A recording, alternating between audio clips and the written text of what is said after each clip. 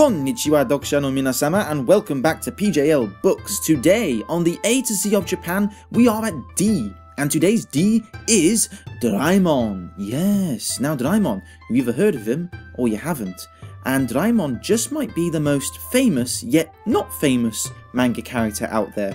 Let me explain myself, because unlike say Pikachu or Hello Kitty, Doraemon, and when I say Doraemon I mean the name of the main character and the name of the series itself, still maintains a degree of anonymity abroad, recognisable to only the Japan pop culture connoisseurs.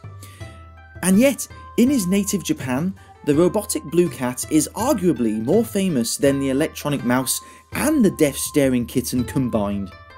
Yep, I said robotic cat. The story goes that this mechanical blue feline appears in the sock drawer of this kid called Nobita. The cat, called Doraemon, is from the 22nd century and was built and sent back in time by Nobita's great-grandson. Apparently, Nobita's descendant was so peeved off at his great-great-grandfather for being such a loser, so much of a loser in fact, that he has cast a dark shadow of uber-loserness over his yet-to-be family, that he's built a time-travelling robo-cat and sent it back to the present day to be his life coach. Yeah, I don't get it either. Well, think of it as being Doctor Who meets the Terminator. So what exactly can a robot cat do for a kid?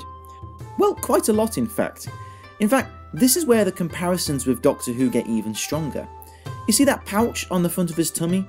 That leads into the fourth dimension, where where he can do a Mary Poppins TARDIS on you and pull out all manner of funky futuristic gadgets to help Nobita be less of a wimp, idiot, crybaby AKB48 fan.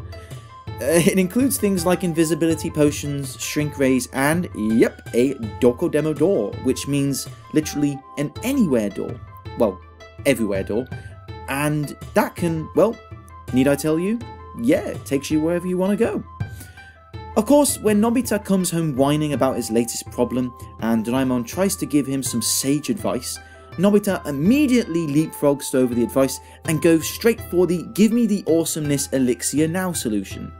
Which is fair enough. I mean, if you went to see a psychiatrist, would you listen to him talk if you knew he could pull literally anything out of his pockets? And he even has a propeller on his head. So, no argument really.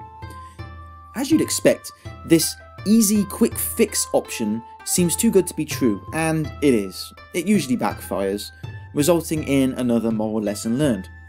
It's a pretty functional but utterly charming franchise, and yes, it is aimed at kids, so don't expect any revolutionary plot twists.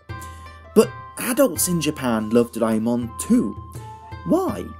Well, because the series dates back to 1969, starting life as a humble manga, and then after a brief stint as an anime that didn't get off the ground, Doraemon regrouped, relaunched in 1975, and only went on to have nearly 2,000 episodes and counting. Okay, fair enough, I mean these episodes are only about 10 minutes apiece, but that's still pretty impressive. And you now have this dynamic where a whole family can sit down and enjoy Doraemon, both for the kids wanting some fun and laughs, and the parents looking for some nostalgia. So not only can this earless blue cat be found everywhere in Japan, he's genuinely loved nationwide. And you know what? That's fine with me.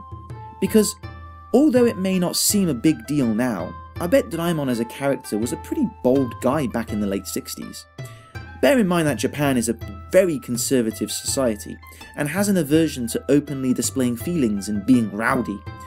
Such an aesthetic appeal is represented in Hello Kitty, who has no mouth and only the tiniest eyes to give mere hints of expression.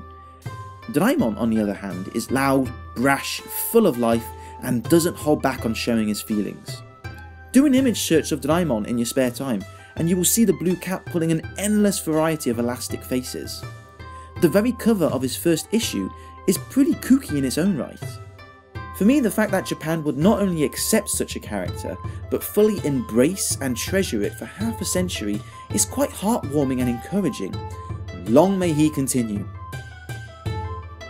And that's it for today's A to Z of Japan. Thank you very much for listening, readers. This blog is on my A to Z Japan blog already, so if you wish to read it, please follow the links below.